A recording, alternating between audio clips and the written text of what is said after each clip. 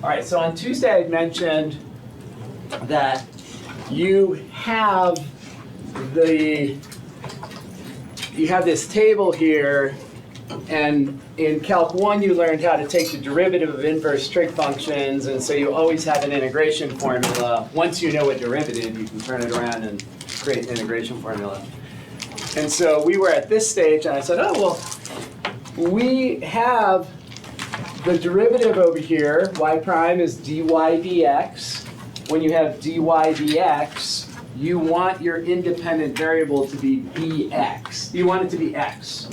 So the dx in the denominator is saying the derivative of y with respect to x. So you really want the right-hand side to have x's and not y's. And I'd ask, well, how do you get back to x's from y's? And so let me just remind you what you would have done in Calc 1. Over here, you have that x is equal to tangent of y.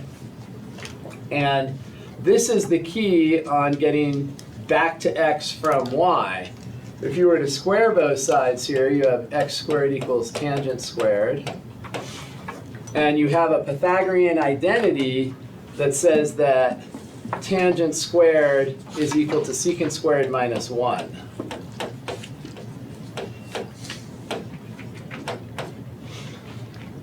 Secant squared will then be equal to x squared plus 1. And if we want to get to cosine squared, all we do is take the reciprocal of this. So cosine squared of y is 1 over x squared plus 1, or 1 plus x squared. Doesn't really matter how you write it. And that is how we get to this final form of the derivative of arctan being that. So you first have to isolate x, and then you use an implicit derivative, and then you have to use some sort of Pythagorean trig identity to get back to x from y. So if you forget your inverse trig derivatives, that's how you could recreate them. So let's go back to where we are. We are here. And we did integration by parts, also known as ultraviolet voodoo.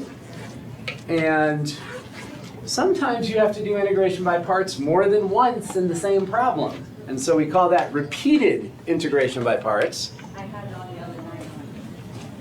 And you're going to see a pattern that if you have a power of x out in front, it's not unusual that you'll have to do integration by parts the number of times equal to this exponent. And you'll know when you're done. When you have no more integration symbols in your math, you're done. So let's go ahead and just see what this would look like. So we have two functions here, and we are trying to think in our mind, well, if we're going to come up with a form for u and dv, we have to choose what those are, and usually if our integrand has two functions, usually one function goes with u, one function goes with dv, and then you find the u and you find the v, or you find the du and you find the v by differentiating the left column and integrating the right column. Sometimes it doesn't matter which function you put where, sometimes it does. Now when we look at this, we are going to say to ourselves, okay, if the log were to go over here, we would have to integrate it to get to v. And log is not a function that we learned how to integrate log of x on Tuesday, x ln x minus x. It's kind of complicated though. But that doesn't tell us anything about integrating log squared. So also note that this notation, I mentioned it at some point, but this notation, not every book uses this notation. So just keep in mind that they're using notation very comparable to how we notate a power on a trig function. We put it, like that. So most books are going to still, I haven't looked at recently, but normally most books have that for their ln squared. So having said that, putting the ln squared here doesn't make sense because we don't know how to integrate that easily. So I'm going to put it over here with the derivative, and I'll put the x squared, or I'll put it over here with the u and take its derivative because we know how to differentiate it. And we're going to put the x squared and the dx together over there. So that's kind of a little bit of trial and error and a little bit of foresight. Oh gosh, don't know how to integrate the log. Let's put it with the derivative part, the derivative column. So now we differentiate. So we need to know how to differentiate. Very well. So first power rule, we get 2 ln of x. Right? The 2 comes down in front. We subtract 1 from the exponent, and we leave the base alone. Now we have to differentiate the base. So ln of x squared. So the 2 came down, subtracted 1. Now the base is ln x, and its derivative is 1 over x. So that's what's going to go here. And then we need a dx. So now we've got the derivative done. On the other side, we have to integrate. So v is going to be x cubed divided by 3. There's the integral. All right. And then we're going to rewrite this. So u times v, here's our ultraviolet voodoo. So we're going to do uv, and I'll write it in this order. Here's uv minus the integral of the bottom row, minus the integral of v du. So v du is going to be, let's see if I can get this all straight. One of the x's cancels. So it looks like we're going to have 2/3 x squared times natural log of x dx. So that's the bottom row. So we did the main diagonal is the UV, the ultraviolet, and then the voodoo is the bottom row, the VDU. And when we multiply these together, 1x cancels. Now, here's where we make our decision. Have we made a good choice? If this integral is easier than the original, we made a good choice, and we keep going. If this integral is harder, then we probably need to go switch. Now, in our particular case, we don't know how to integrate this, so this better work, because switching them is not going to help. And we look and we say, oh gosh, yeah, the most complicated part of this integral is this log thing, and the power went down. So that's good. The power on x stayed the same, power on log went down, so we're doing the right thing. So now we're going to do it again. Integration by parts a second time. And we're going to be consistent. We're going to let u be the log thing, and we're going to let dv be everything else. So we have that. Now, here is, yeah? Is there a reason you don't bring the 2/3 like, outside of the integrals? Just going to mention that. So that's a fantastic question. You absolutely can bring that 2/3 out. And here is the issue.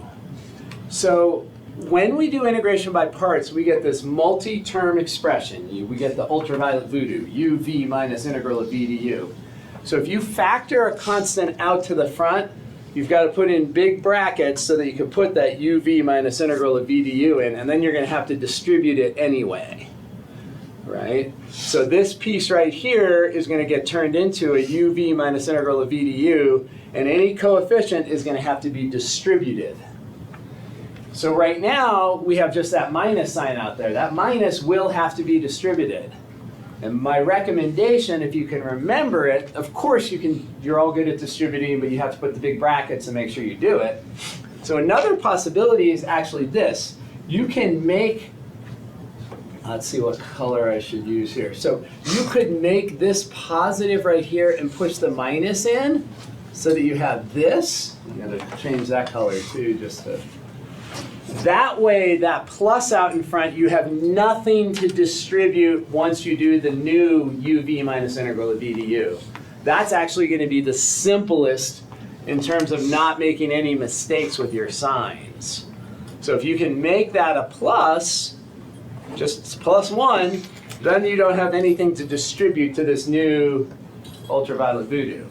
So any constant out there, whether it's -1 or -2/3, will have to be distributed. So if you have some foresight and you say, hey, I don't want to deal with big brackets and distribution, you can keep the constant on the inside and put it there, and then it's going to, you'll see as we go through that we don't have to deal with any distribution. All right, so let's see what happens. So we get du equals 1/x dx. And then over here we integrate, and we get -2/9 x cubed plus 0. Normally there's a constant of integration. With integration by parts, you can choose any constant you want. We always choose 0. And so now let's see where we're at. So we still have our 1/3 x cubed ln squared of x. And now we're doing our integration by parts again. So now we're going to do the uv minus the integral of v du again. And because it's a plus, we don't have to deal with brackets or distribution. It's just going to be exactly what we see. So uv is going to be -2/9 x cubed, so that's this part, times natural log of x. Let's move this out of the way. There. Let's shrink it a little bit. Okay, so there's the uv minus the integral of v du. So minus the integral, v du is the bottom row. When we multiply that together down there, we get -2/9. So that -2/9, that's going to make this a plus. And now here we can pull out the 2/9 because when we finish our integrand here, we're not going to have to use integration by parts again. We have something that we can integrate. Right, that's going to have an antiderivative. So when we multiply this bottom together here, we get -2/9 x squared. We have minus integral of v du, so that -2/9 comes out and it's going to become a +2/9 because of that minus. And now if we didn't make this positive up here originally, we'd have big brackets and we'd have a constant that would distribute across. And now our last step, our final answer then, all we have left to do is that last integral. And that's pretty easy because it's just the power rule thing.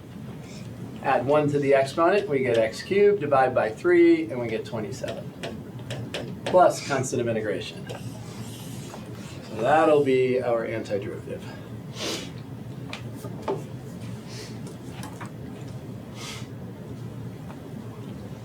Mm-hmm. And then say that this, say it had boundaries to solve on. Yep. Would you just do upper minus lower still with that entire thing? Exactly. So you have choices there. If you have limits of integration, you can do them individually one step at a time, or you could just do them at the very end and do the whole thing with those limits of integration. Yeah, which we'll get to one of those today for sure. Any other questions on that? So integration by parts in general, these are good examples here because we kind of think of it as a reverse product rule. And so we're integrating a product there. Could we use this formula if it's a simple integral, like something that we could use a different formula for, but we just don't recognize it? Yes. So if you have a product of some sort, there's things that you could use substitution for, like if you had a square root with x squared minus 1 in it and an x on the outside or something. This is a product, and this could be done very easily with substitution, but it's a product, and so you could also use integration by parts. Not to say that integration by parts will always work. So sometimes you'll have a product in integration by parts, no matter how you try, it's just going to get worse, and so you might have to use substitution. But there's plenty of times where you could use substitution, and integration by parts will work. for sure. Let's try another one. Okay, so our first step is always to identify u and dv. So I'll always create this little table to get the pieces of the integration by parts. And once again, we have two functions that we have showing up there. And with the last one, we ended up putting the x's over here because the logs couldn't go there because we didn't know how to integrate them. The general rule of thumb is to put the largest chunk of this integrand with dv that's easily integrable. So the most complicated piece that's easily integrable.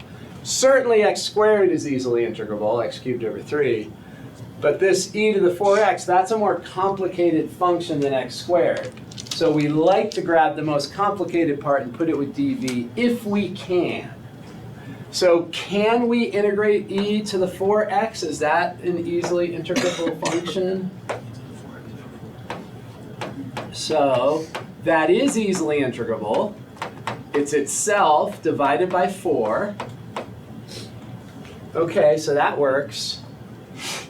And over here, we're going to put the x squared, and when we do the derivative, we'll get 2x dx. Now I want you to think for a minute, if we did do it the other way, so let's just note that if we did try it the other way, things aren't going to work out well. Sometimes it doesn't matter which goes where. Often it does, and in this case it will matter. So watch what happens. So here, certainly you can differentiate this easily enough. You're going to use the chain rule. And certainly you can integrate this easily enough. It's just a power rule. But what has happened? When you look at your integral, so whenever we get this integral part, the integral is always the integral of the bottom row. So we do the uv as the main diagonal and then minus the integral of the bottom row. Do you see that when you integrate this, you're going to end up with a worse integrand? Because you're going to end up with an x cubed and an exponential. So instead of the power going down or the integral becoming simpler, it's going to get more complicated. And so this is not going to work because it's going to make the integral part more complicated. So that's actually going to be, it's going to be impossible to do it that way. So we're doing it the other way. So we're going to do UV, that's the main diagonal, so UV, ultraviolet. We'll put the constants out in front, so the constant is 1/4. Really? So 1/4. And then x squared e to the 4x. That's usually how we'll write a product of functions, the constant, and then the polynomial, and then the exponential or the log. So that's UV minus the integral of v to u. So minus the integral of v to u, so that's the bottom row. So there's a 2 in the numerator, a 4 in the denominator, so we're going to end up with 1/2 x e to the 4x dx. And here's where we typically are making our decision as to whether we picked properly or not. We sort of went down the right road. And that integral is easier because the power of x has gone down. So that's easier than the original. So we're going to stick with that. We're going to stick with that and integrate by parts one more time. Now this time I'm not going to push the minus sign in so you can see what I mean by the big brackets. So let's go ahead and do our integration by parts a second time.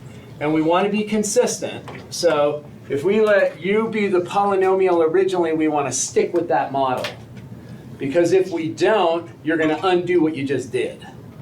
If you switch the roles of u and dv, you're just going to undo what you just did and get back to where you started.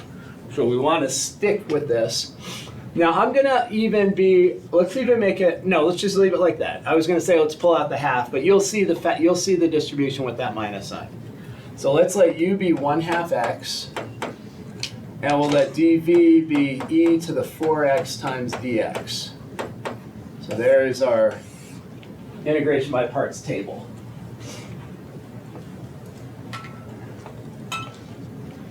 Over here we differentiate, so we'll get du is equal to 1/2 dx. Over here we integrate, so we'll get v is equal to e to the 4x divided by 4. So let's do this.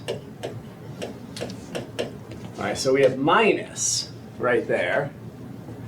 Now we have to do the uv minus integral of v du. That piece right there, this whole thing over here has to be to the right of this minus sign, which means we're going to need a bracket because that minus sign will have to be distributed. When we do uv, we're going to get 1/8 x e to the 4x. Yes, so that's the main diagonal, u times v. And we're going to go that way. So uv minus integral of v du. uv minus integral, bottom row, 1/8 e to the 4x dx. Close bracket. So we have that. So with the last one, because we had a plus right there, we didn't have to deal with the brackets and a distribution of a constant. And that can always be avoided right at this step. If you push this minus sign inside the integral and make that a plus, then you're going to avoid having to deal with these brackets and the distribution. So you can do it either way, of course, you just have to be careful. All right, so our final answer, we're going to get 1/4 x e to the 4x. Distribute the minus sign, and we get that. And then the minus distributes over here to give us a plus. And we integrate this exponential, and we're going to get 1/32 times e to the 4x. And then plus our integration constant. So that will be our... The first x needs to be squared.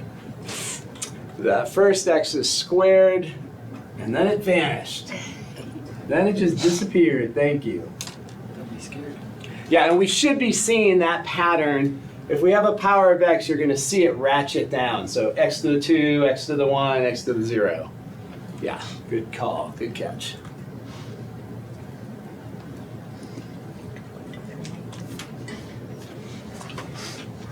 All right, any questions on the stages there? Yeah. How do we know when we're gonna need to do it twice versus just once? So when you get back to this integral, we still have a product here that doesn't have an immediate antiderivative. So typically integration by parts is thought of as a reverse product rule. So if you still have a product inside the integral that doesn't have an immediate, maybe you could use substitution in some integrals here, but here substitution is not going to work. The derivative of this exponent is not going to be this function in front, so we can't use substitution.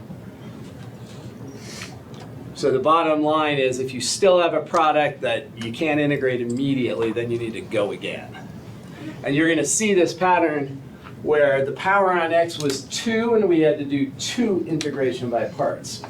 If this was x cubed e to the 4x, we would end up having to do integration by parts 3 times.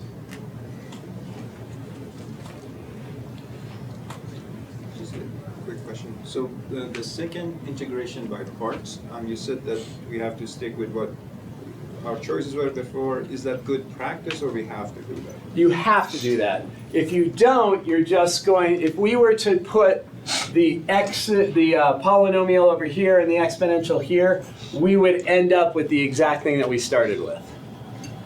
So if you switch the roles of, in this case, polynomial and exponential, they're just going to, this second one would just undo what the first one did, and you'd be back to where you started. So you have to stick polynomial in the same place, exponential in the same place. All right, let's try one with definite integrals. So we see that we have this, and now those of you that went home and practiced your natural log, maybe you are already comfortable, I doubt it, but we saw last time that the integral of the natural log is x ln x minus x. So you could actually use that with reverse chain rule if you wanted. But we're going to go integration by parts. So we have u and we have dv. And so remember, this is one of those ones where there's not a product there. It's natural log of 2x. It's not natural log times 2x or anything like that. Right? There's really not a product like we just saw in the last two. If we were to put the ln here, we'd be asking the same question, what's the integral of it? So we don't do that. We're going to put it right over here. And then the only thing left is the dx. So integration by parts has this cool application that you can integrate some integrands that are single functions, that they're not products, like natural log or inverse tangent, inverse sine. So over here we have v is equal to x when we integrate. Over here we differentiate. We're going to get du equals ln, we're going to get the derivative of ln. 1 over the inside, that's where we start. 1 over the inside multiplied by the derivative of the inside, which is 2, and then a dx. And those 2's, of course, cancel. So we end up with just 1 over x as our derivative. So that'll be a 1 there. So let's check it out. So we're going to have u times v, that's this main diagonal here. So x ln 2x. And here we have to put limits of integration. So we're going to put that evaluation bar that you're very familiar with right there. uv minus the integral of the bottom row, v du. Let's see what's left in here. Ooh, not a lot. X times 1 over x is just 1. So we have just the dx, and this is also 1 to e. So that's only e minus, Yep. because there's nothing in there. Because there's nothing in there, so we're going to get the upper limit minus the lower limit. Exactly. Yeah. So you don't have to change the limits of integration when you use ultraviolet blue? No, because we still have x's. Like we didn't do a typical substitution where we turned all the x's into u's, right? We're still, when we look at these things, we still have only x's. So we haven't changed the variable, right? Still x's all the way through. So we've never actually converted the variable over to u. So with u substitution, you turn all the x's into u's, and then you want to have u limits of integration. Here we're just rewriting an integral with just x's to an integral with just x's. So we don't need to do any sort of conversion of letters for the variables. So this is going to be, now let me just show you, we could do this separately or you could do this. So instead of evaluating this right now and then integrating this and then doing it, you could do this kind of thing where you just wait until the end when you've gotten rid of all the integral symbols and then do all the evaluation at one time. It's totally fine. And so then we plug in our e. We're going to have e natural log of 2e minus e. That's the upper limit. Minus, now we're subtracting off this whole antiderivative at 1, so we're going to have to distribute the minus. So we have minus 1 times natural log of 2, and then minus a minus is plus 1. So we have that. I don't see any like terms there. So we would just stop there. That is our final definite integral value.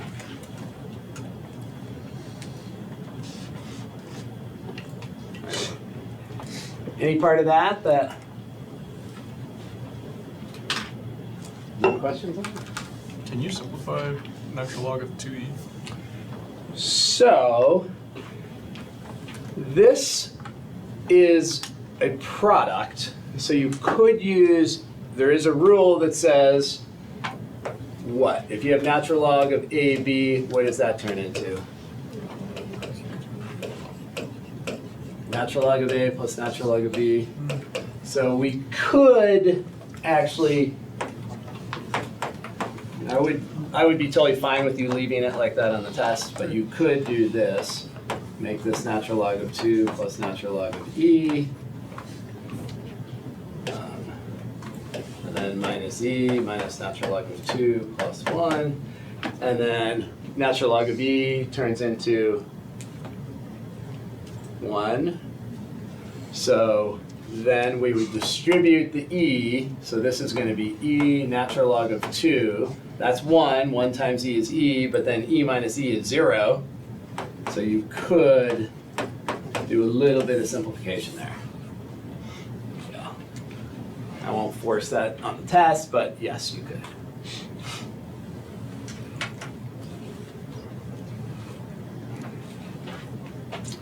Let's try one more of these definite integrals. It's so important to get your derivatives down because the very first step in all of these is finding du from u. So if you screw up your derivative right in the beginning, you're hosed, right? The entire problem assumes you can do basic derivatives. So if you're having trouble with your basic derivatives, you got to go back and practice them.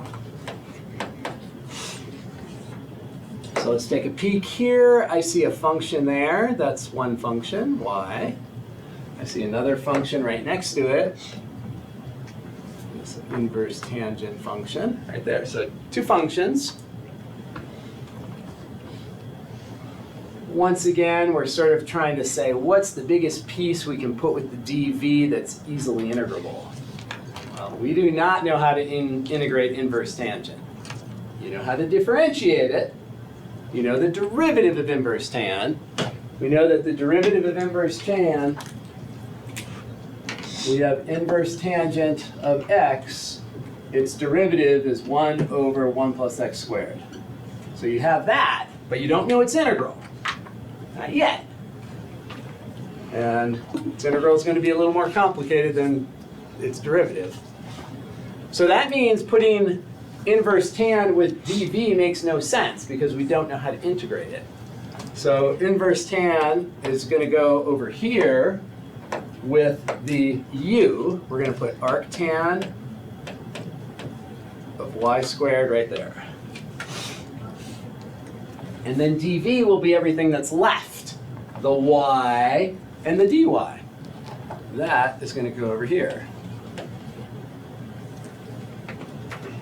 Let's do that integration first. That's easier. So we get y squared over 2, or 1/2 y squared. Doesn't matter how you write it.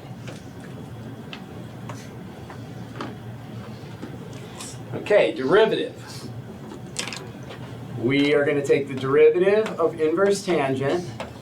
The derivative of inverse tangent is 1 divided by 1 plus the inside squared. So 1 over 1 plus the inside squared. Multiplied by the derivative of the inside. So we're going to multiply by 2y. 2y. All right, the inside is y squared. Its derivative is 2y. So that's going to go in the numerator. And then a dy. So there is the derivative. If you forget that 2y, you're going to be in La La Land. Not a good place to be, usually. Maybe sometimes La La Land's worth visiting, but not in math class. Okay, so there's our derivative. We now apply ultraviolet voodoo, so UV. So UV is going to be 1/2 y squared inverse tangent of y squared. UV. uv minus the integral of voodoo. Yeah. Isn't it supposed to be 2y divided by 1 plus y squared? It's so our pattern for this derivative Or is because is 1 over 1 plus whatever's inside squared. y squared So squared. the inside of this arctan is a y squared. So the inside of that is y squared. So when we square that, we're going to get y to the 4th. Okay. And then, why is that, doesn't that pink look darker than that pink? And that's the same. It's because it's on a white background. No, it's a Oh, duh. Okay, that's what. Thank you. Because the other day it was striking me, and that is exactly what it is. I was like, am I pressing harder? Does this somehow have? Is it touch sensitive that it can feel the pressure? I was like, no way. This is a rock. Okay, that is it. Thank you so much. Having some issues. Okay, so uv minus the integral of v du. So now we're going to multiply v and du. Notice that we have a cancellation of a 2. There's a 2 in the numerator here and a 2 in the denominator there. So when we multiply those together, those 2's can cancel. And notice that we're going to have a y in the numerator and a y squared in the numerator, so we're going to end up with y cubed divided by 1 plus y to the 4th. And that's all dy.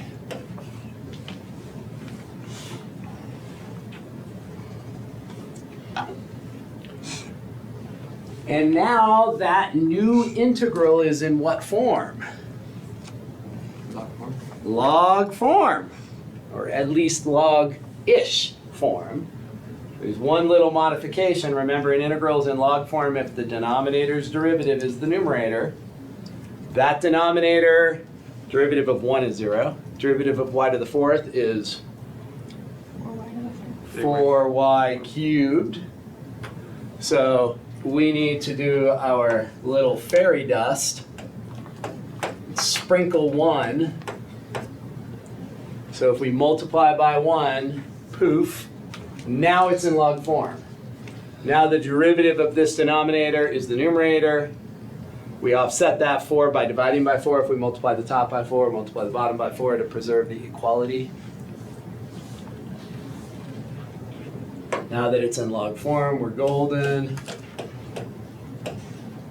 Anytime we have an integral that's in log form, the antiderivative that we will use is the natural log of the absolute value of the denominator.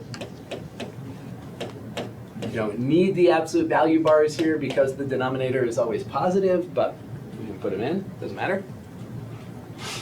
And there we go. This is our, oh, this is definite, shoot. Yeah, not done yet. Let me put this in here. So we need to have that, and we need to have that. So we should have that.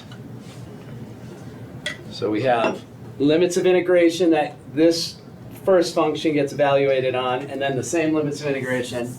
Like I said, the last problem, you can just wait to the very end and just do them all at once. So we can just do the whole antiderivative at once. You can evaluate step by step or at the end. We're choosing to do it at the end this time. So let's first notice, because it's helpful, that the 0 doesn't give us anything. If we plug in 0, we're going to have 0 here multiplied by inverse tangent of 0 is also 0. That's all 0. Plug in the 0 here, you get natural log of 1, and natural log of 1 is 0. So that 0 is not going to give us anything. So right away we're like, phew, we don't have to deal with plugging in something that's going to be difficult algebraically. So we have to deal with that 1 over root 2 though. So plug that in here. 1 over root 2 squared is 1/2. So we're going to have 1/4 inverse tangent of y squared. So that, again, is going to be 1/2. Maybe I'll put that in parentheses just Keep it clean. So inverse tangent of 1/2 minus 1/4 times natural log of, don't need absolute values, so I'm going to just put parentheses instead of absolute value bars. Here we're going to square it twice, so 1/2 squared is 1/4. So we're going to put a 1/4 in there. All right, there we go. Arctan of... It's of 1 plus 1/4. it's 1 plus 1/4, thank you. So what is 1 plus 1/4? 5/4. 5/4. Thank you. 1 plus 1/4. 5/4. So when you look at this part right here, we've got to be aware that that might simplify because inverse tangent is an angle. Inverse trig functions are always angles. Inverse tangent is the angle on the right half of the unit circle that has a tangent value of 1/2. Not a special angle. We know sine and cosine values that are 1/2, but the only tangent values on that right side that we know are √3/3, 1, and then √3. Those are the three tangent values we know in quadrant 1. √3/3 at pi/6, and then at pi/4 it's 1, and then at pi/3 it's √3. So those are the only three we know, so it's not, can't be simplified. So that we can write as our final answer. You could factor out the 1/4, but that's, doesn't matter. Could factor it out if you wanted to.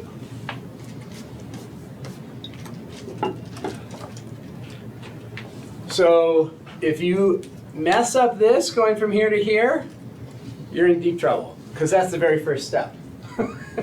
You're going to go nowhere fast if you mess up that first step. Practice your derivatives. You need to have your derivatives down, just like you have to have your multiplication tables down. You must. Volume of a solid. Oh, we're good at this. We already got tested on it. So we have a lobe of sine right there. Bless you. The first bump of sine right there. We're going to find this region and we're going to rotate around the y-axis. So we're rotating around the y-axis over here. So this is our axis of rotation right there. Should we use a vertical integration element or a horizontal integration element?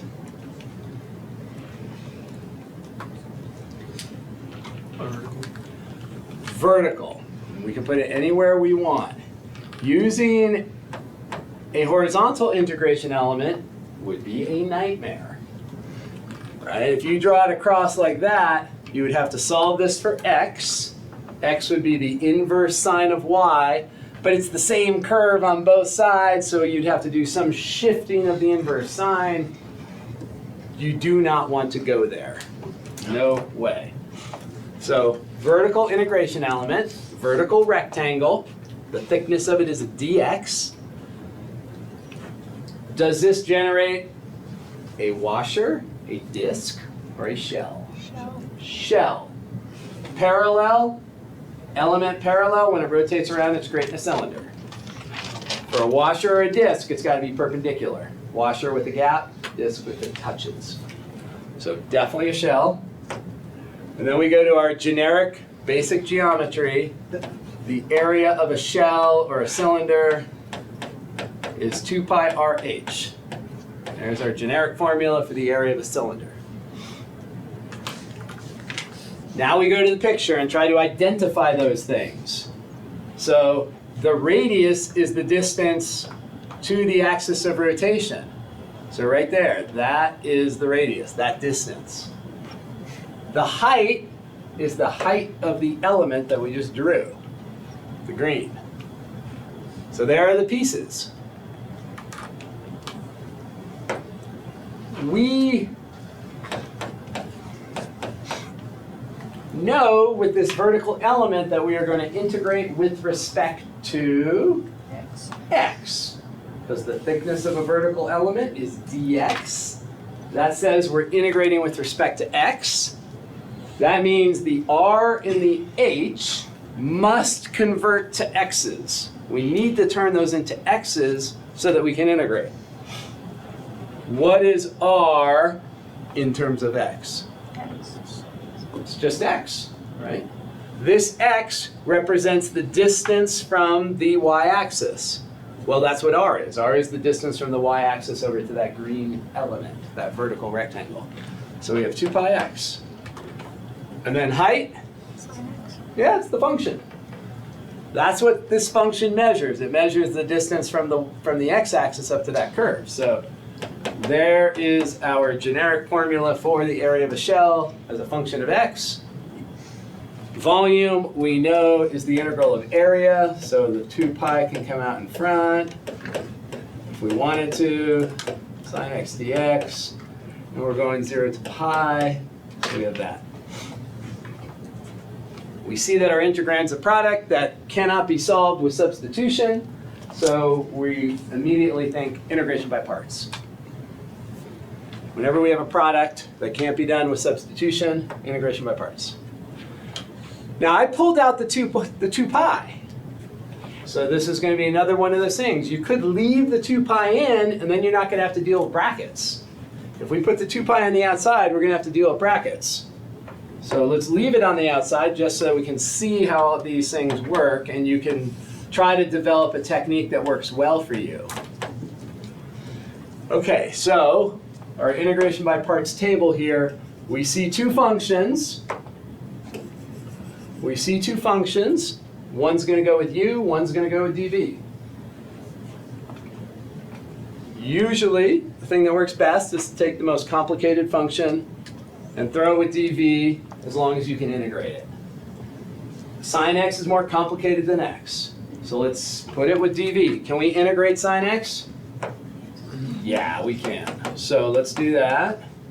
And we'll put the x here. So we'll have du is equal to dx, and then the integral of sine is negative cosine. Bless you. Thanks. So we've got that. And if you did it the other way, it's actually not going to work. If you did it the other way, you're going to notice if you put the x over here, you integrate it, you're going to get an x squared over 2, and the power of x is going to start going up. And so it would get more complicated, not less. So now we have the 2 pi. We're going to turn this integral into uv minus integral of v du. So right away, we've got to draw the brackets, whereas if I left the 2 pi on the inside, we wouldn't have to deal with the brackets. So it's one of those things. It's your choice. uv is minus x cosine x. There's uv. Minus the integral of v du. And we could put our limits, we should put our limits of integration here, 0 to pi, minus the integral of v du. Well, v du is negative cosine x, so that minus is going to come out here. Well, let's just put it in here. We'll pull it out in a second. And the brackets, 0 to pi, so we have that. So here's where you could evaluate this piece over here. Before you do the integral or while you do the integral, you can just wait and do all the evaluation at one time. That's usually what I like to do. But again, it's your choice. So I would write this as minus x cosine of x. Now these minuses turn into a plus in the integral of cosine of sine. And then the whole quantity, 0 to pi, we have that.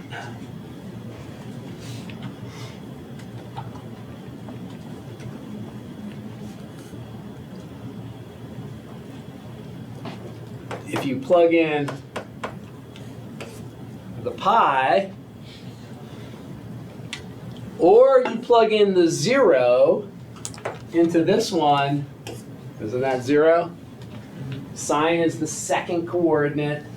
So if you're at 0 or you're at pi on either side of the unit circle, sine will be 0. Sine is the second coordinate, which is 0.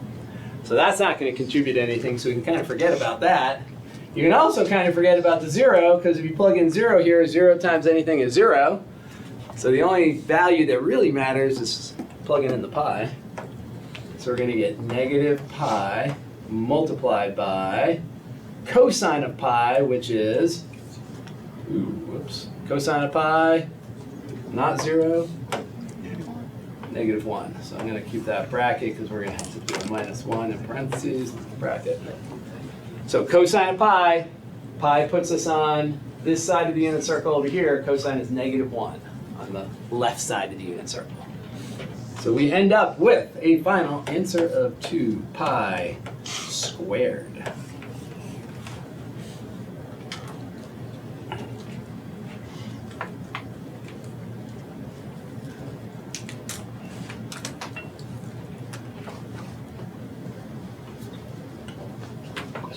Any questions?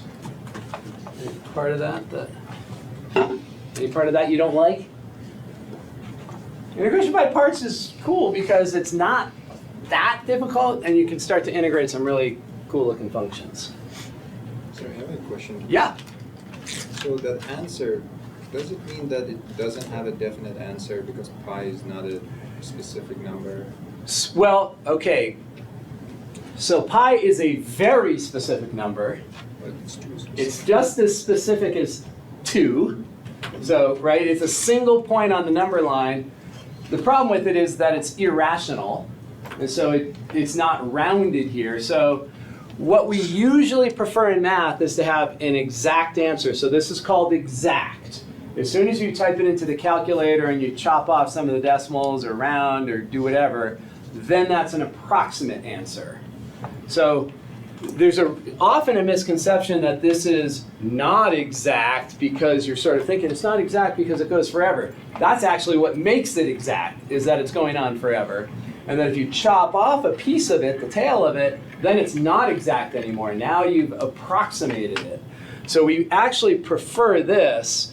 And then depending on your application, maybe you only need to go out to 2 decimal places for your application because that's the tolerance that you need. But maybe you're sending something to the moon and your tolerance is you need to go out to 10 decimal places. So we leave that up to the application. So they didn't tell us here how precise we needed to get. So we don't know. So if we don't know how precise we need our measurement, then we always leave it in exact form whenever possible. So that is something we want to make sure is clear, that this is exact. And as soon as you replace the pi with 3.14 or 22/7 or whatever, then that's an approximation. And we only approximate once we know the application and we know how precise that measurement needs to be for that application. So that's exact, so we'll leave it in that form. Make sense? And I don't know if you saw that article that just came out in the last couple weeks about that. There's a researcher, I forget at which university is that just figured out a much faster way to compute pi, the digits of pi, accurate way the heck out in La La Land, which is going to speed up everybody's computation. If you have, so right now when we get to infinite series, we are going to see ways that you can approximate pi. Okay, because when you look at your calculator and you type an irrational number, record button, fascinating. Okay, so let's go through this and let's just pause where you're at. So again, it's not going to matter regardless of what you picked for your U and your DV. I'm just going to do it in order. So I see e to the negative 2x first, then I see sine second, so I'm going to do that.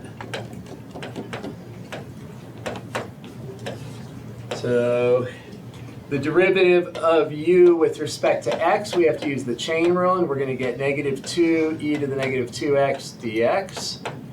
Over here, when we integrate, we'll get negative cosine of 3x divided by 3.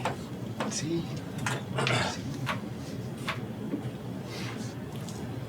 And when we do our uv minus integral of v to u, I'm gonna call this integral something. And Jose said that we should call this w, right? So we'll call it w. So w will be uv, that's the main diagonal here, so minus 1/3 Usually we'll put the exponential in the middle, the cosine or trig function at the end. So there's uv minus the integral of v du, which is the bottom row. The bottom row turns into a multiplication of a negative and a negative, so it's positive 2/3 e to the minus 2x cosine of 3x dx. All right, so we've got that. So that's the place where we normally ask ourselves the question, is it easy or harder? It's the same, right? We still have an e to the negative 2x, we still have a trig function. So there's a constant in front, but that doesn't change difficulty because that can factor out. So what we're going to do is integration by parts a second time. And we're going to be consistent. We're going to stick with the trig function wherever we put it first. Do it again. Now, I mentioned to you earlier that it's helpful if you have a positive out in front, so I'm going to do that just to make it a little bit easier. I'm going to push that minus sign to the inside. All right, that's going to make it a tiny bit easier. So for u, I will pick negative 2/3 e to the negative 2x. So there's the u. And then for dv, we'll have cosine of 3, I will have cosine 3x dx. So just, if you put your trig function with the u, just stick with that. And we'll all end up with the same answer in the long run. So now we're going to differentiate this and get 4/3 e to the negative 2x times dx. And v will be cosine's integral of sine, so sine 3x over 3. All right. So then we are going to have, so this is integration by parts, but there's this twist to it. Let's see, uv is going to be negative 2/9 e to the negative 2x multiplied by sine of 3x. So there's the uv minus the integral, bottom row, looks like 4/9 e to the negative 2x multiplied by sine of 3x.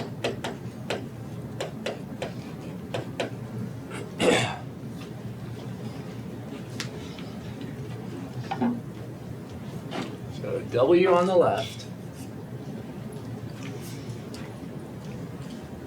or whatever your favorite letter is. Now what do we notice about that integrand over there? It's the same thing as the one already with. Same as the original. Right? Same as the original, which we called w. Well, if we called it w originally, let's call it w again. So let's bring down these two. This would be minus, we'll factor out that minus 4/9. Right? If that 4/9 is factored to the front, we'll have negative 4/9 out in front, and then we have the integral of the exact same thing that we started with. We have the integral of that, which we're calling w, so we're going to call it w here. Now we're back to algebra 1. We have a linear equation where we have like terms, one on each side of the equation. We have a w on the left and a w on the right. So in order to combine these w's, we're going to write this w as 9 over 9w. All right. When we add those over to here, we're going to get 13/9 w is equal to minus 1/3, all this stuff. I'm just going to copy all this down. And one thing we have to be super wary of is that as soon as we add those w's to the left, I need to put a constant of integration here. So this, we know that we're integrating this as an indefinite integral, so there has to be a plus c at the end. And so as soon as we take away this indefinite integral, which has the plus c built into it, and we turn it into that w and put it over there, we need to put a plus c here, because we know that an indefinite integral is always a family of antiderivatives. So we have to get that constant back in. So all we did was integration by parts twice, and then we twisted the w's together. So we're going to twist that w expression over there, twist it over to here, combine them. And now we solve for w. That's what we want. W is the indefinite integral of this stuff.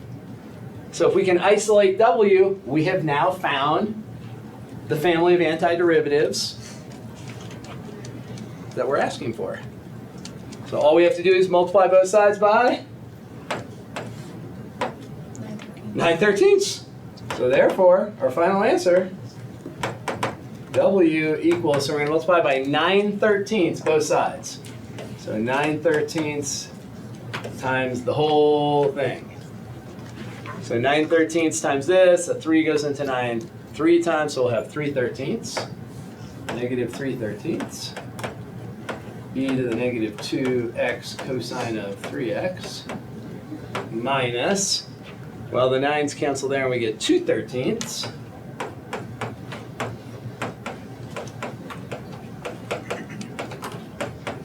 And then if we multiply a constant by a constant, we get another constant and we just call it c. Even though that c is a little different than the prior c, we never are going backwards when we do math. We're always going forwards here. So we can just use the same c. Even though, yes, I agree, they are different c's, but it doesn't matter. We think of that c like a recycle bin. Just put any constant that gets multiplied or added to it, just shove it in there. And that is our family of antiderivatives. So that is integration by parts with a twist.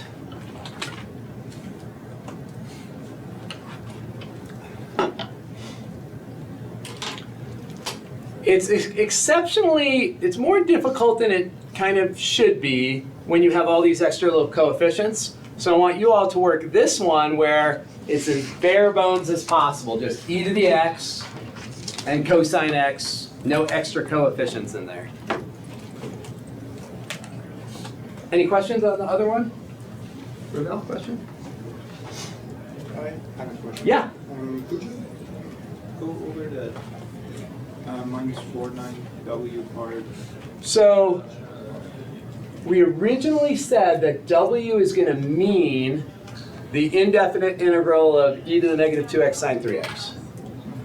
Over here, after we've done integration by parts twice, we end up with that integral of e to the negative 2x sine 3x. So this part right here, we can factor the negative, the 4/9 out to the front with this negative, and then we have the exact same integral that we've chosen to call w. Okay. Then on the other side, And so the other side is w, that's what we're solving for. W is equal to this, and we're integrating it as uv minus integral of v du, but then we end up with w's on both sides. so we added the 9/9 to. We made this so that it has the same denominator. We multiplied it by 1 in the form of a 9 in the bottom so that we could add the two types of w's together. Okay, so we moved it to the other side. Yep. This reminds me of an algebra problem. You all know that,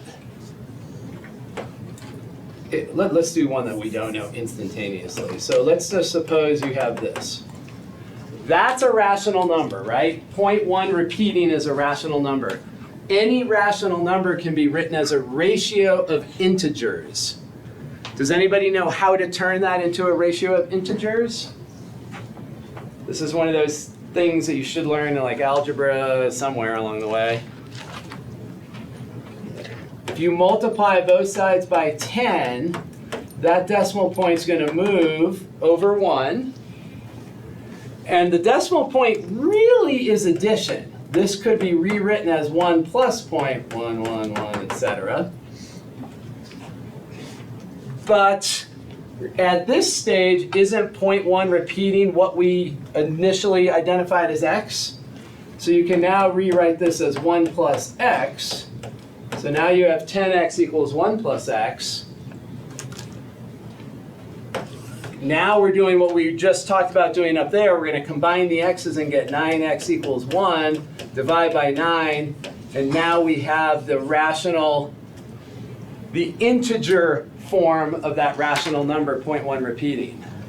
So it's that same exact idea where we are using this x to rewrite part of the right-hand side so that we can end up with a linear equation that we can then solve.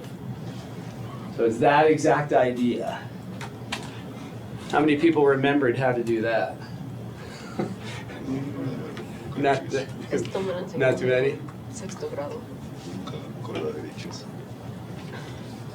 Okay, any other questions on that one up there? All right, let me sort of take that and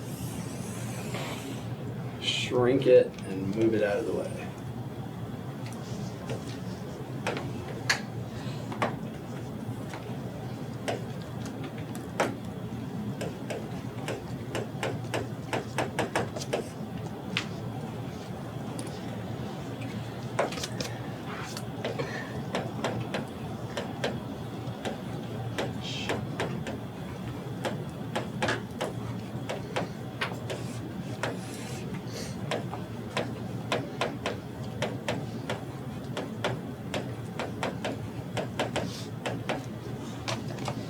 So once again, with these integration by parts with a twist, the ones that we're going to see that have integration by parts with a twist, 99% of them will have an exponential and a sine or a cosine. There's one other example that we're going to look at this semester that's integration by parts with a twist that's a little different. But 99% of them are going to be e to the x cosine or e to the x sine. And the idea in your mind is that if, regardless of where you put the e to the x or the cosine or the sine, if you integrate or differentiate e to the x, it stays the same. If you integrate or differentiate sine or cosine, it just cycles between sine and cosine. So if you integrate twice or differentiate twice, you get back to the original. So if you start with sine and you differentiate twice, you're back to sine. If you start with sine and you integrate twice, you're back to sine. That's what's going to sort of be the hallmark of an integration by parts with a twist.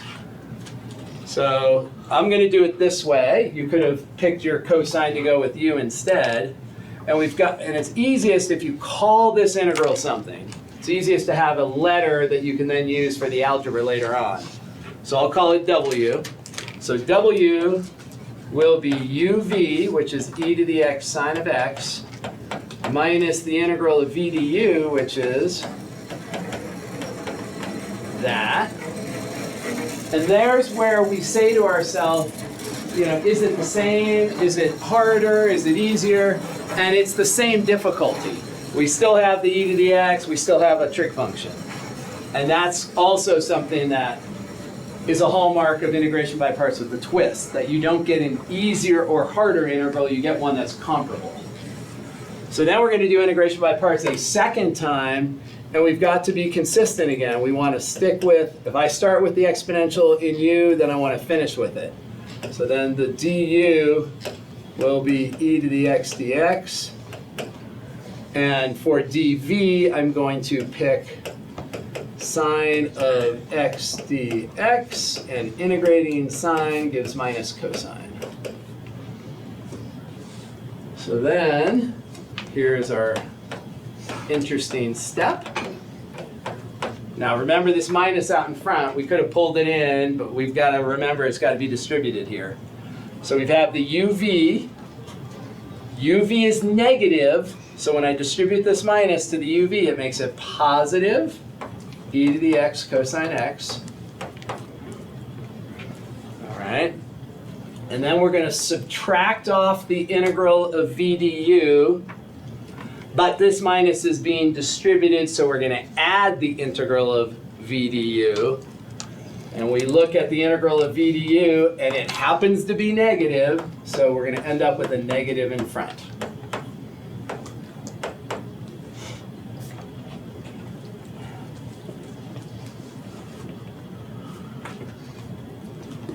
That's w.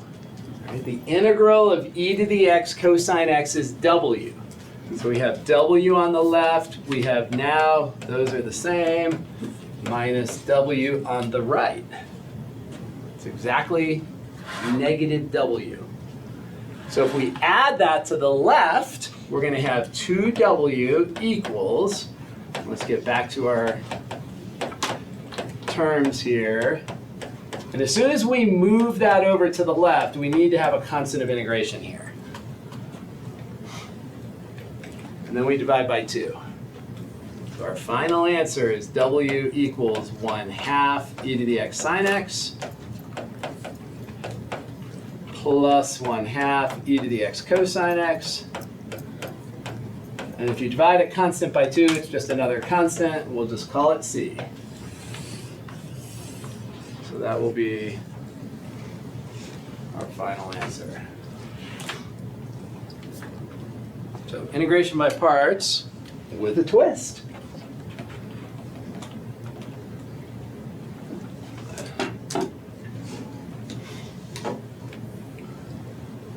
All right, any part of that you want to ask about?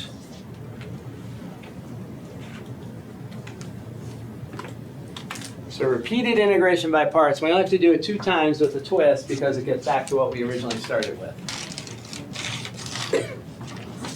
Is there a way to know if it's gonna include a twist? So the two markers are when you get to this integral, it's equivalent in difficulty as the original. It's not noticeably easier or noticeably harder. The other hallmark is that the 2 functions cycle when you differentiate or integrate. If you integrate or differentiate e to the x, it's itself repeatedly. Sine and cosine just alternate sine, cosine, sine, cosine, sine, cosine. So it's got to have 2 of those cyclical derivatives / integrals. Whether you integrate or differentiate the sine or the cosine, it gets back to itself 2 times, in 2 times. So most of the time, you're going to see this integral easier or harder. The only ones of these that we're going to see are an e to the x sine or an e to the x cosine, except for one other example. Yeah, so it's a little bit tricky. All right, so this chapter is really broken apart into a whole bunch of different techniques. The whole chapter is about integration, and we're just trying to analyze different integrands. And so the thing we're going to look at now, different from integration by parts, we're going to look at powers of trig functions. And we're going to really boil it down to 2 kind of basic cases where it's just sines and cosines with powers, or just secants and tangents with powers. When they start getting mixed, it gets messy. So we're going to talk about sines and cosines being multiplied together with powers, and then secants and tangents being multiplied together with powers. And here's the terminology I will be using. So if one of the powers is odd, split off a factor for the differential and convert the leftovers. So here's what I mean by that. So this power is odd. We want to split off one of the factors of sine so that we have sine squared here. And we're just going to group that one with the differential. So I'm just peeling one off, splitting it off, and putting it over to the side. These ones are what I'm referring to as the leftovers. So these are left behind, they're leftovers. So whatever we factor off, whatever we leave behind is what I'm calling the leftovers. And then we need to convert them to if we have sines, we're going to convert them to cosines. If we had secants, we're going to convert them to tangents. If we had tangents, we'll convert them to secants. If we have cosines, we'll convert them to sines. So sine and cosine get paired together, they get swapped. Secants and tangents will get swapped. So the leftovers need to be converted to the other function. So I'm going to convert those leftovers. Sine squared is 1 minus cosine squared.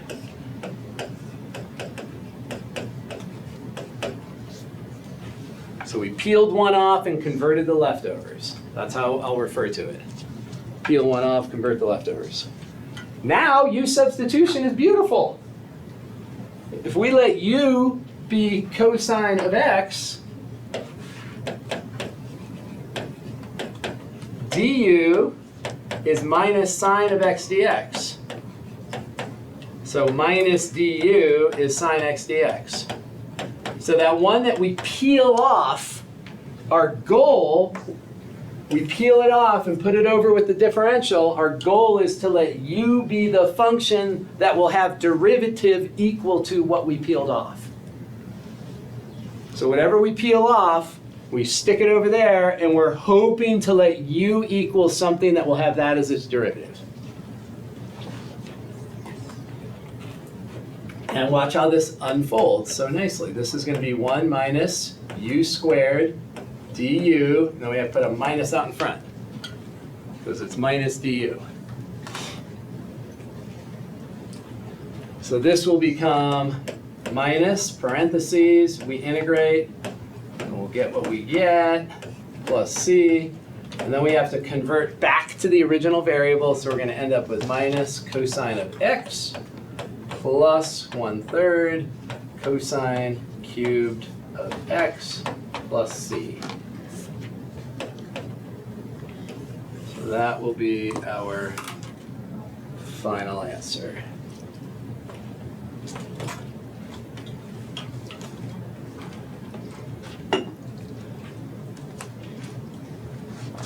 Okay, so simplest case is when you have one of the powers is odd. If both are odd, pull off from the smaller power. Because when you convert the leftovers, if you have a bigger power, it's harder to convert the leftovers. All right, so let's look at this one. Powers of sines and cosines. If there's an odd power, peel one off and convert the leftovers. All right, there's an odd power on the cosine. So that's what we're going to peel off. We're going to peel off one cosine. So we have sine squared of x. We peel off one of the cosines, and we're just at least mentally grouping it with the differential. So we move it over to the differential, grouping it together. These are the leftovers. So the leftovers are whatever is left from peeling off that factor. So the sines are separate. We're not touching the sines. We pulled something off the cosine pile. The pile that's left, we convert them. So we have to convert those over to sines. So convert those leftovers. So we have sine squared. And then we use a Pythagorean theorem. We know that cosine squared is 1 minus sine squared. And then we have to square that. So it's 1 minus sine squared of x.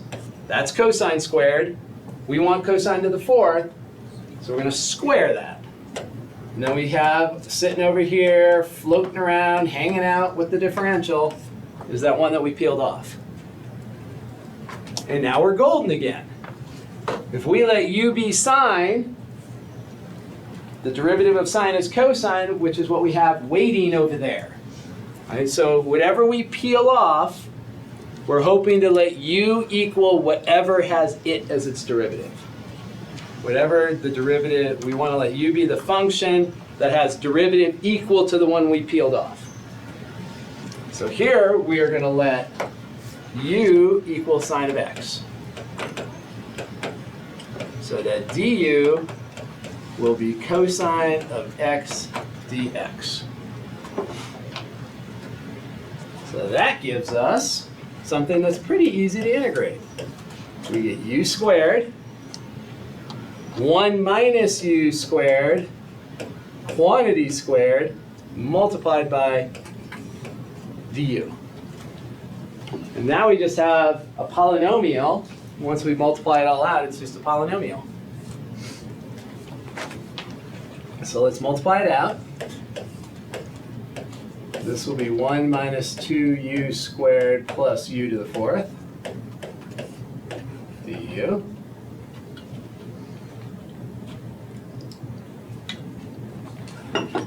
Then we distribute the u squared. So we'll have the integral of u squared minus 2u to the 4th plus u to the 6th.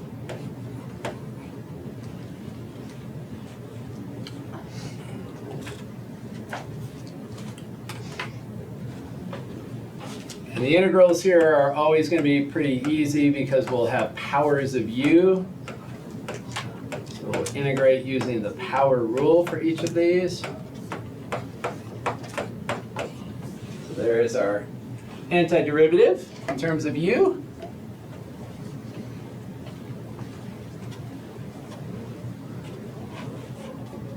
And then the last step is to climb back to x, get back to x. Get back to x. So we just have to substitute sine of x into each of these.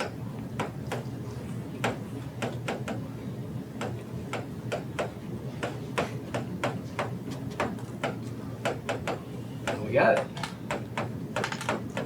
That will be our answer.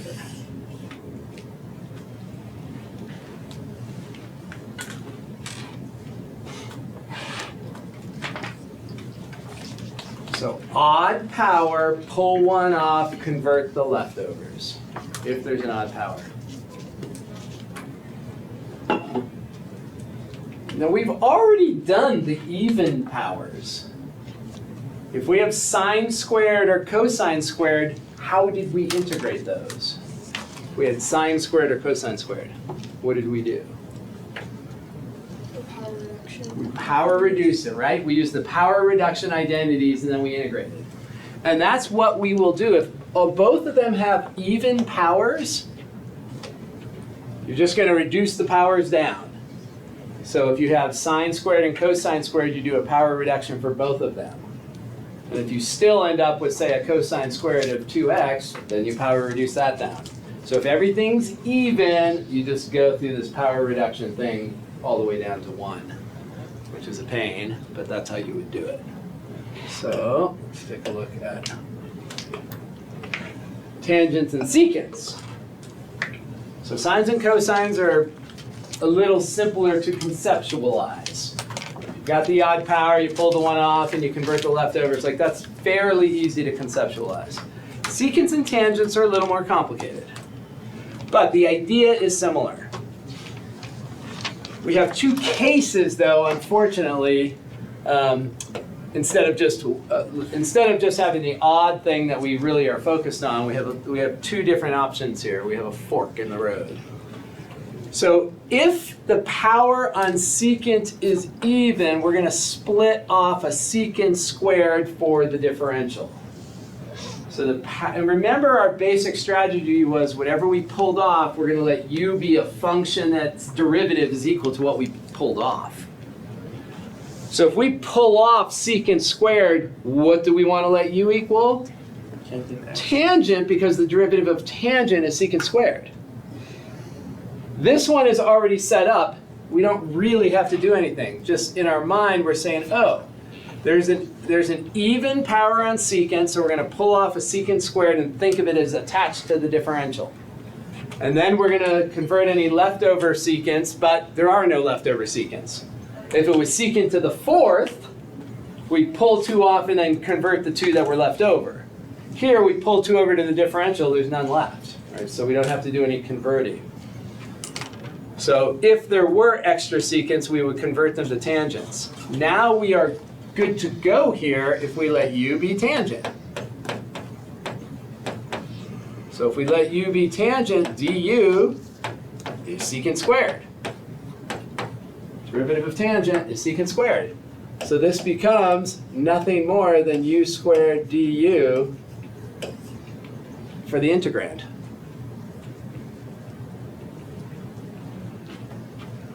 Which becomes 1/3 u cubed plus c, which becomes 1/3 tangent cubed.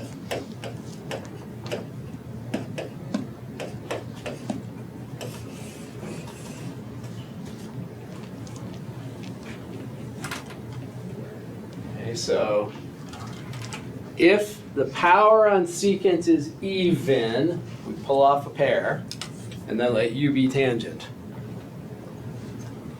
second case, if the power on tangent is odd, we're going to pull off a secant. So if the power on tangent is odd, we pull off a secant. With the intention, if we pull off a secant, which function has a derivative equal to secant? Which function's derivative is secant times tangent? Secant. Derivative of secant is secant tangent. So if we pull off a secant, then we're hoping to let u be secant. Whatever we pull off, we want to let u be the function that has derivative equal to what we pulled off. So, down here. So if the power on tangent is odd, pull off a secant. Power on tangent's odd. Do we see a secant? No, but we have our magic fairy dust. We can create whatever we want, whatever we need, by multiplying by 1. If we are asked to pull off a secant times tangent and there is no secant, we create them. We have the power.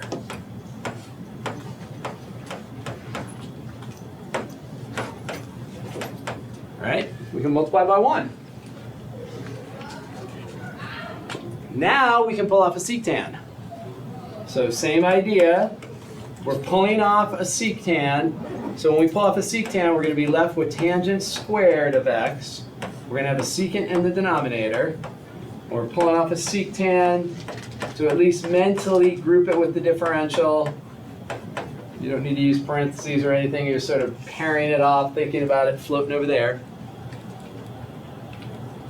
And remember, our goal then is to let u be secant because the secant's derivative is what we pulled off. So these are now the leftovers right here. And these need to be converted to secants. So those are leftovers. Those need to be converted to secants. So, should be instantaneous that you know that this is secant squared of x minus 1. If it's not, better be doing note cards. Because this is going to happen a zillion times. So this identity is vital. You need to know your two main Pythagorean identities. Sine squared plus cosine squared is 1, and this other one. My preference is to think of it visually. And so maybe it will help you to see this Pythagorean triangle. You all know the Pythagorean triangle for sine and cosine. That one's obvious. But there is a Pythagorean triangle for tangent and secant also. It's often much easier to visualize the relationship between functions if you have a picture. So if theta is right here, and you take the unit circle and you extend the terminal ray all the way past the unit circle, all the way to right above that 1, 0 place. So if you extend it all the way out to there so that this is a right triangle, the sides of this triangle are tangent and 1 and secant on the hypotenuse. There is how you visualize the values that tangent and secant have. You can now visualize that at 45 degrees tangent's 1 because it's going to be a square right there. You're going to have a height of 1. And that as the angle rotates, the tangent value increases from 0 towards infinity. And you can see from that triangle that secant's always bigger than tangent. If I would have asked you 15 seconds ago, hey, is secant of pi over 3 bigger than tangent of pi over 3? You'd start doing math. But if you have that visualization, you know instantly, oh, secant's always bigger than tangent because it's the hypotenuse of this triangle. Now, this gives you a really good way to grasp the value of tangent, the value of secant, and how they're related. And more importantly, it shows you the identity instantaneously because we know how the Pythagorean theorem works. We know that a squared plus b squared is c squared. Right? We can see that from this triangle. 1 plus tan squared is secant squared. That is how you remember that identity the fastest way.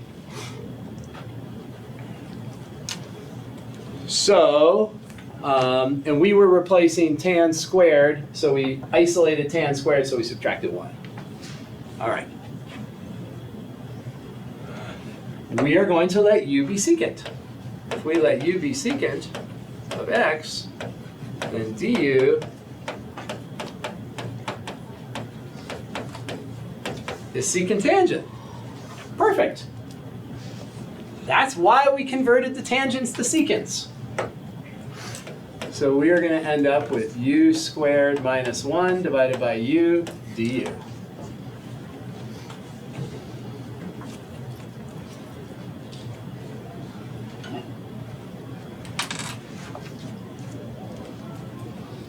What kind of rational function is that? Proper or improper? Improper. Right? It's top heavy. There's more power on the top than on the bottom. So we know we have to do division, but this is an easy division, right? We just have to distribute. So it's not so bad as some of those other improper ones that we saw, where you had to do long division. We don't really need to do long division here. And then both of these are easily integrable. We're going to get a u squared over 2 and minus, what's the integral of 1 over u? Natural log of the absolute value of the denominator. Let's see. You could also fraction split here, no? Yeah, and that's what we essentially are doing. So if you have an improper integral where the bottom is a single term, it's the same as fraction splitting. Exactly, yeah, those are equivalent. For sure. And then our u is secant. So if we convert back to x, we have 1/2 and then secant squared of x minus the natural log of the absolute value of secant of x. Secant of x can be positive or negative, so we definitely want to keep those absolute value bars. Can't get rid of those, and then we're going to have that.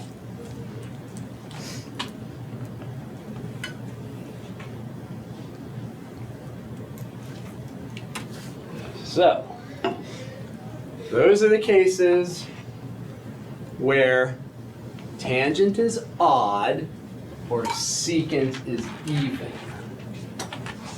Third possibility.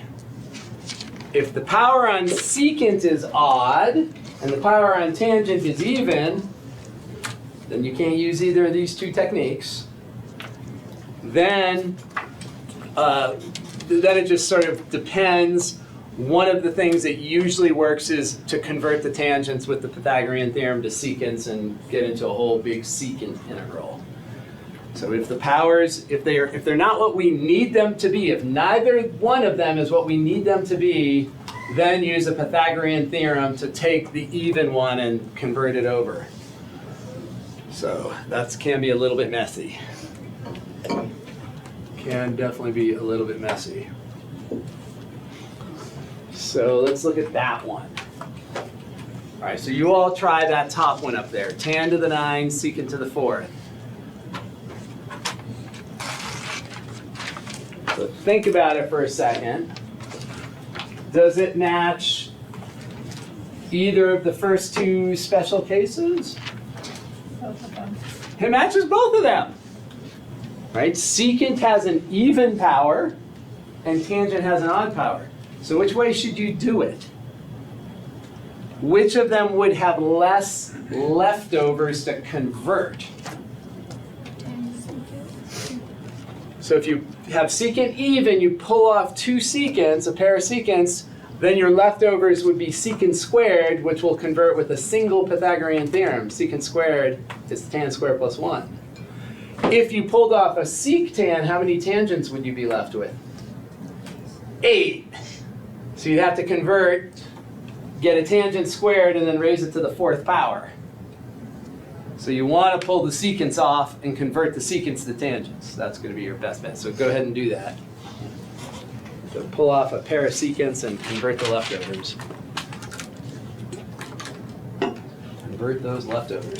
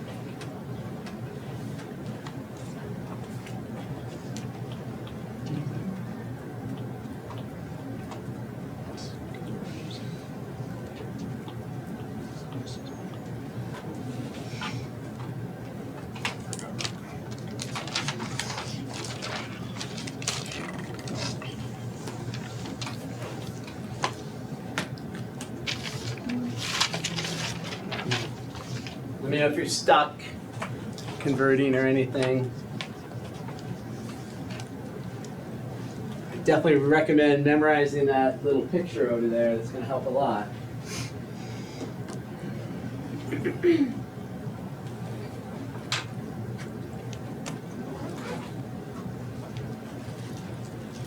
When you look at this picture, it's also obvious that the value of tangent is the slope of that hypotenuse. Right, the slope of that diagonal line is the rise over the run, and the rise is tangent, the run is 1. So tangent equals, the value of tangent can also be conceptualized as the slope of the terminal ray. There, you can think of it that way as well.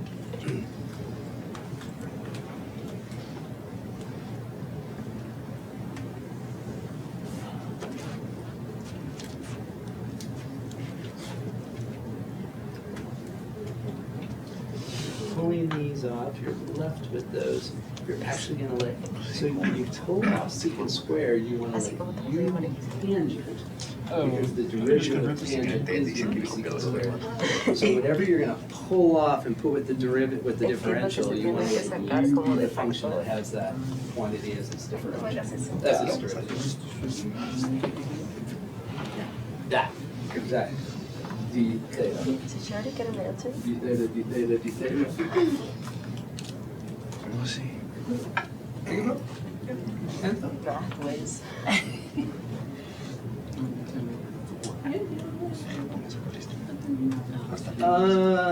When you convert secant squared, it's not just tangent squared, Oh, yeah. right?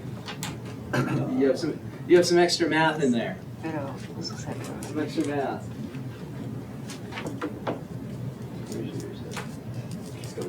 Still dreaming of it. Las hormigas. Still dreaming. Hormigas. Yes. Yeah, there's going to be, Porque así como- yeah, like that, exactly. So then those are going to get converted to tangents. Now, so this one you don't want to convert. This one's going to stay. So that's going to stay with the differential. But this one is going to convert to tan squared plus 1. Okay. Just that. Yeah, whatever you pull off, that doesn't change. That's right. Oh, you guys are flying. Flying.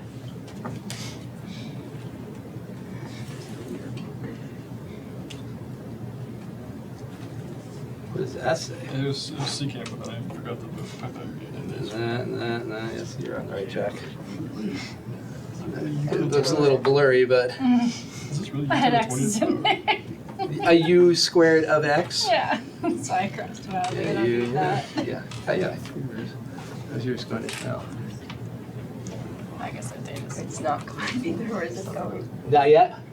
We'll split that one up. We're going to split this. So this is even, so that then we're going to pull 2 of them off to the side. So whenever we have that even secant, we have to pull 2 off to the side. Dice que no se puede Let's dejar see. que le saque dos. Oh, no, okay, yeah. This is I'm more just- difficult. I can't see my glasses. Without my glasses on my eyes, So I got everything's blurry. tangent to 21st. So how are you going to convert these secants? So these ones you pulled off. So now those two, we look at our identity up there, secant squared is gonna be, Yeah, I did like 3 problems. Tangent On 8.1. squared Mhm. equals 1. and that's what goes just for this one. This one, whatever you pull off, you wanna leave it alone then. Okay. You pull it off, and then you convert these to tangents, and then if you let u be tangent, that's where the secant squared will get sucked up with the du. Plays football. du. Okay. So That gets converted. Okay. That gets converted to tan It's her squared circle plus 1. copying or whatever. But it's like crazy. Like Milo's is just like 5. Like how is she going to hook Tan up? squared. U squared. She's like 14 now. Yes. Yes. Yeah, she's about to be 15 next month. Crazy. She's still like small to me. Feels like there should be more. Because this becomes tan squared plus 1, so you're gonna end up with a 1 that gets distributed. Secant squared is tan squared plus 1. So you're gonna get a tangent to the 11 and a tangent It's to like the that. 9. I actually, I don't like math. You what? She asked if I like math, I said I actually don't like math. Not so loud. Sorry. She doesn't like math. She loves it. All right, so we're gonna pull off, so when we see this, so everyone had this step where you broke this into secant squared times secant squared. Eso te dijo que hicieras. All right, so we all have that, and that secant squared that we pull off, we're gonna just leave that alone.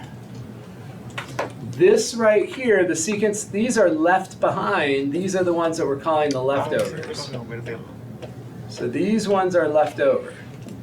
Those ones are the ones that we need to convert. We're gonna leave the secant squared on the end alone. Those ones are left over, and we wanna turn those into tangents. So when we look at our triangle, we see that secant squared is tan squared plus 1. So that is gonna be replaced in here.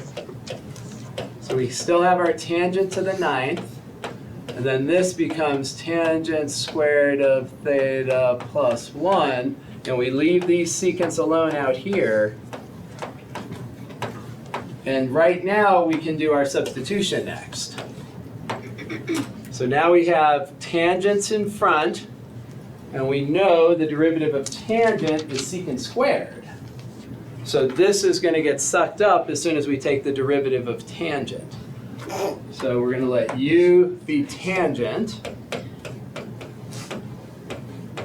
So du will be secant squared of theta d theta. So right, that part right there is going to be the du. So whatever we pull off, we're going to let u be the function that has derivative equal to whatever we pulled off. So if we put that secant squared on the outside, we want to turn everything else to tangents so that when we let u be tangent, we'll get that. So let's see. So then this is going to be the integral of u to the 9th multiplied by u squared plus 1, and then du.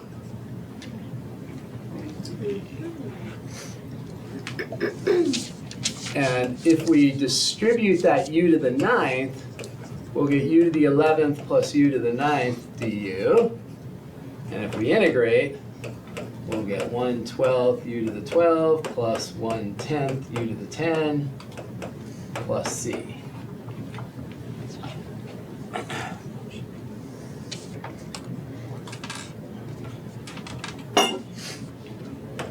And our final step is just to back substitute and put in a tangent. And our original variable is theta, so we're back to theta.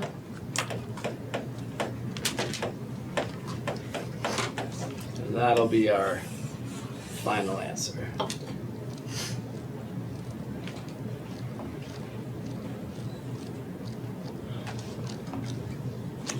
Where do you go from 11 to 12 and then 9? So when we integrate a polynomial, we add 1 to the exponent. Oh, okay, okay. You see it? Yeah. And divide by the new exponent. Yeah, that was have a lot of tendencies to have secant data, tangent data, because there's relative data. Yeah, if you could. For sure. And so you can do it this way, it's just that you have to convert that, which is That's what I fine. was saying, right? But now you have to multiply that out. You have to, so here you have to do u squared minus 1 times u squared minus 1 times u squared minus 1 times u squared minus But 1. basically this is another way. Yes. But it's just longer. Yes, yeah. Yeah, if you can do it either way, the shorter way is going to be when you convert a smaller number of leftovers. So here we have secant squared as leftovers. If you pull off a secant tangent, you'll have tangent to the 8th, which is more leftovers. So if you have more leftovers, more work. Okay. More leftovers means more work.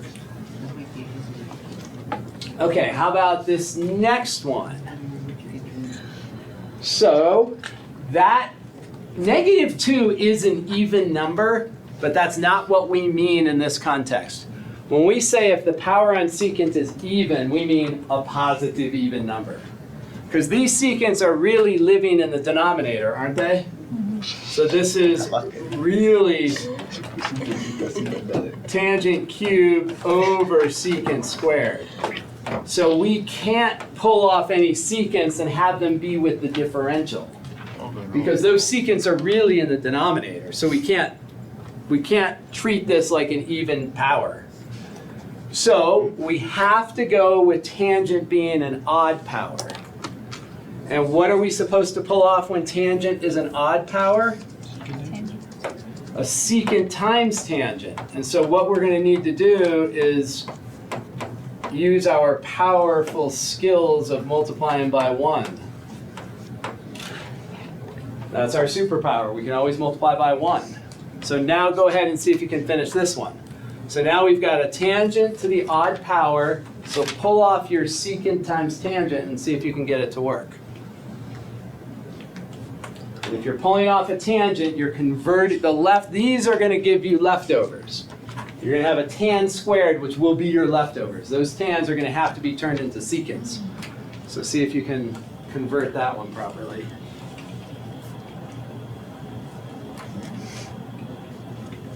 I'll write one more step up here just as a check for you.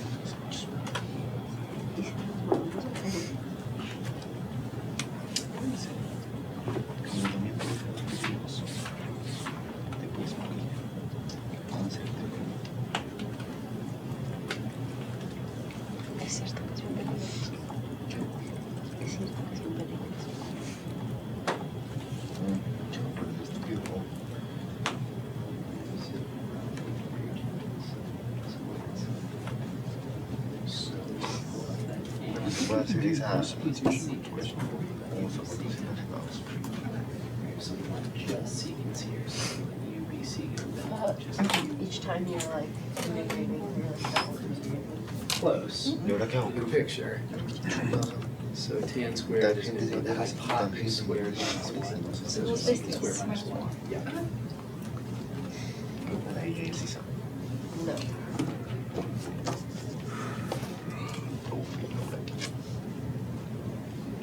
Wait, let me see. So now these ones, you want to convert these ones. So So we want just secants now. So we want to convert those to secants. So we're going to use that identity to convert to secants. Yours convert? Yep. Just don't know what to do from here. Distribute. Split. Looks plausible. Looks plausible. Very plausible. Yeah, so basically we're gonna do step. Yep, now split it. First, he's right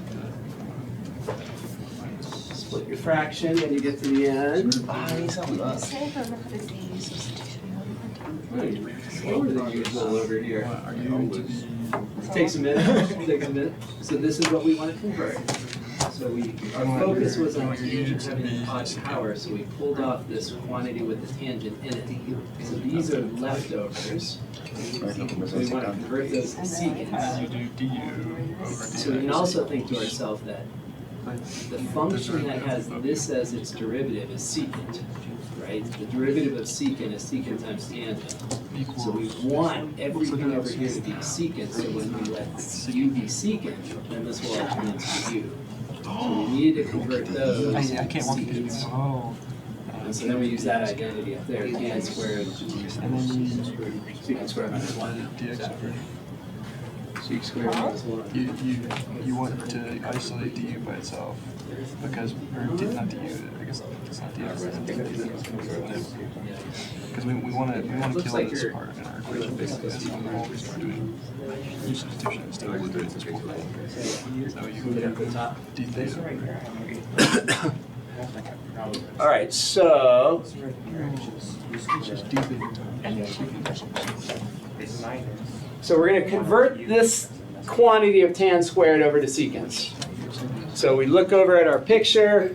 Tan squared is hypotenuse squared minus 1. So secant squared minus 1 is going to go in the numerator. And as soon as we have that secant squared minus 1 up there, then we have it set up for substitution. So now if we let u be secant, all the tangents are gone over here. So if we let u be secant, we'll have just u's right here, and then that'll be du. So we're going to go u equals secant of theta. Du will be secant theta tangent theta d theta. So our integral will become u squared minus 1 divided by u cubed times du. Okay. So everything is gone except for the u's. And then what's our next step? Split. Split the fraction?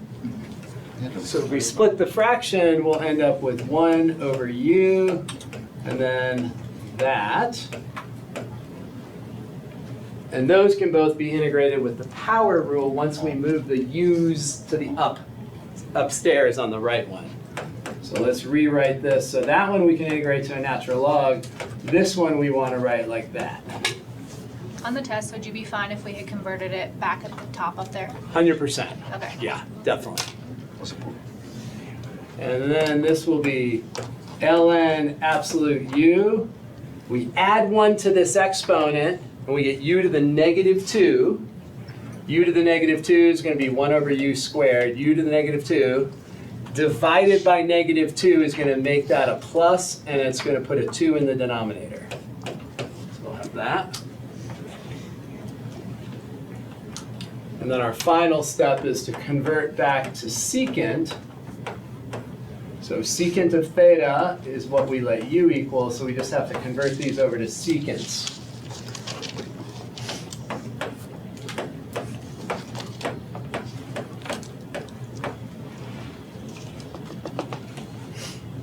What can we turn a secant in the denominator equal to? Did you say cosine in the numerator? You did? Great. So cosine in the numerator, right? 1 over secant and cosine are reciprocals of each other. So if you have 1 over cosine, that's a secant in the numerator. If you have 1 over secant, that's a cosine in the numerator. So we can get rid of the fractional piece of the secant there, and we can write this as cosine squared over 2 or plus 1/2, it doesn't matter, both of those are equivalent. But we have a trig function in the denominator like that, we could convert it so that it's in the numerator. How did you get 1/u minus u, 1/u to the third, and not 1? So I split this fraction right here. This gets split there and there. So u squared over u cubed will simplify to 1/u. You see it? Yeah. So split the fraction. All right. Yeah, question? Move the screen a little bit. Oh, sorry about that. This way? Other questions? All right, let's stop. Let's stop doing math for at least a couple minutes. Stop. Sebastian has a question though. So the reason why you multiply the tangent 3 beta divided by the secant squared beta is because the secant is bigger than the fraction. So you Are you looking at the other one? no, The one we just did? the round we just did. We multiplied by secant over secant because when you have an odd tangent, you have to pull off a secant tangent. And there's no secant there to pull off secant tangent. Right, So we're creating a secant here so that we can pull off a secant. That makes sense. Right, and in this case, 1 over tangent is 1 over secant. We should study. Are you sure you have? Sorry, just 1 kids? tangent cube beta equals 1 over Oh, that's in secant. your house. No. Wait, what? Everyone's just desperate because they got that. So if we have an odd power on tangent, we want to pull off a secant. Oh, if there's no secant there, we just create one. I have work with you. So we have the creation power multiplied by 1. So now in the numerator you have, that's still odd. No. So anytime we have an odd tangent, we want to pull off. No, era de color negro. Now we have that secant there to pull off. That's no negro, it's This is a Yes, vector. so we leave the tangent square behind. Okay. So we take one tangent and that one secant, now we have a secant tangent. And the secant on the secant squared, it just gets. Yeah, that's right, because these get combined into one. Okay. Gotcha. That's just there to be able to pull up the tangent. Yeah, to pull out the tangent, you need a secant with it. Okay. Yeah, tangent has to have a secant paired with it, so you have to pull it out. Yeah. Good job. We'll do it again tomorrow and I'll do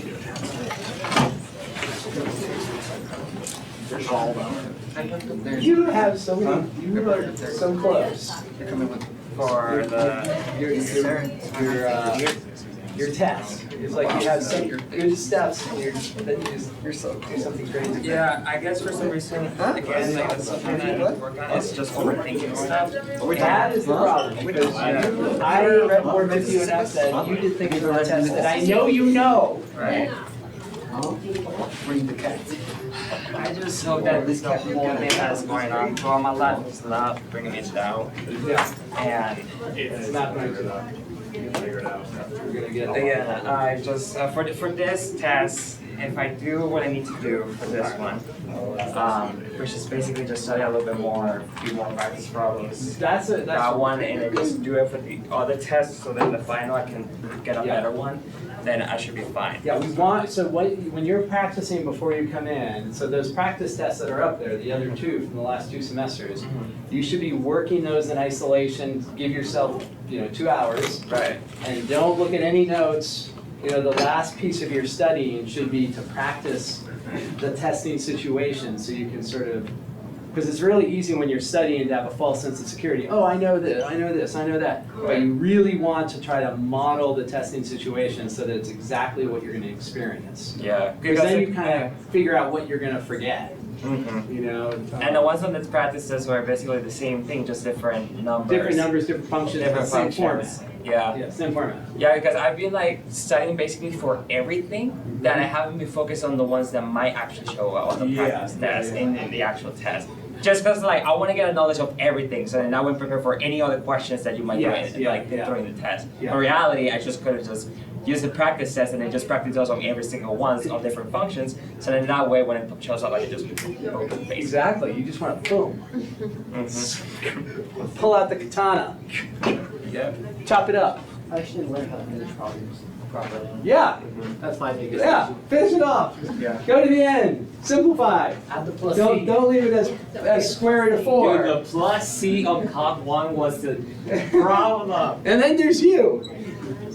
I knew I was gonna do really bad on that test. Yeah, well, you succeeded. But, you know, the final, though, is going to replace your lowest grade. Oh, okay, awesome. So, you know, so you. Good on the next couple tests. Right, yeah, exactly. So the next couple tests are going to be super important, and the final does replace that low score.